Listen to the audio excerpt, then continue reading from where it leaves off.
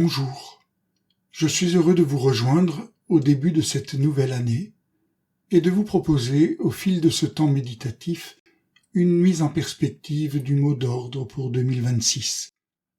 Dieu dit, « Voici, je fais toutes choses nouvelles. »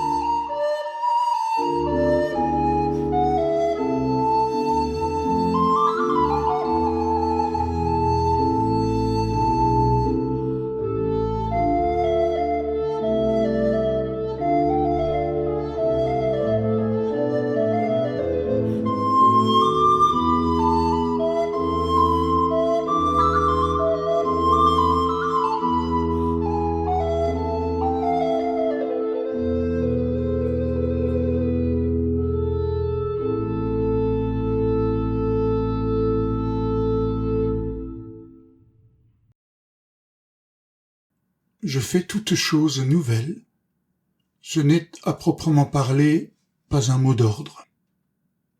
Pour moi, un mot d'ordre, c'est une parole qui m'est adressée pour m'accompagner au fil du temps, pour me nourrir, me faire vivre, me rendre libre dans mes choix d'horizon, de chemin, de posture de vie.